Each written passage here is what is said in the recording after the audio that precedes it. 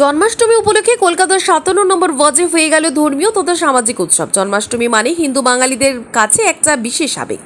সেই জন্মাষ্টমী উপলক্ষে কলকাতার ৫৭ নম্বর ওয়ার্ডে পালিত হলো জন্মাষ্টমী উৎসব। পৌর প্রতিনিধি জীবন সাহার উদ্যোগে ও মেট্রোপলিটন চ্যারিটেবল ট্রাস্টের সহযোগিতায় পালিত হয় এই উৎসব। এখানে ননির হাড়ি ভাঙা, রাধাকৃষ্ণ সাজা সহ নানা বিনোদনমূলক প্রতিযোগিতা ছিল। তালের বড়া, মালপোয়া ইত্যাদি আয়োজনও করা হয়েছিল। জীবন সাহা বলেন, প্রতি বছর তারা জন্মাষ্টমী উৎসব পালন করেন। জন্মাষ্টমী শুধু কোনো ধর্মীয় অনুষ্ঠান নয়, এটা সামাজিক উৎসবও একটা। এর মধ্য দিয়ে পরস্পরের সামাজিক বোধ গড়ে ওঠে। সমস্ত ধর্ম বর্ণের মানুষ এখানে আসেন। এখানে এলাকার সমস্ত মানুষ যুক্ত হয় আনন্দের অংশ। এটা প্রতি বছরই হয়। এটা শুধু ধর্মীয় উৎসব হিসাবে নিলে হবে না, এটা একটা উৎসব, মানে আনন্দ উৎসব সবাইকে নিয়ে।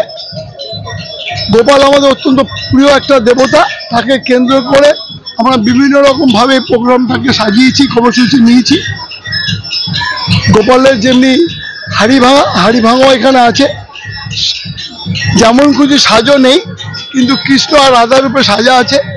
কিভাবে পুজোর নৈবেদ্য দেওয়া যায়, তার উপকরণ কিভাবে সাজানো যায় তারও ব্যবস্থা আছে।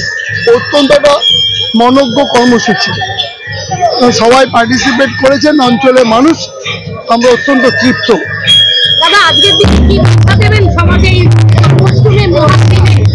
সবাইকে বলি, সামাজিক দায়িত্ববোধ বাড়ুক।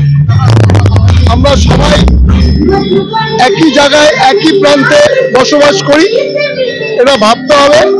সামাজিক দায়বদ্ধতা শুধু একজনের না, আমাদের প্রত্যেকের। এই মূল্যবোধের দিন দিন অবক্ষয় হচ্ছে, তার থেকে যেন ঈশ্বর আমাদের মুক্তি দেয়।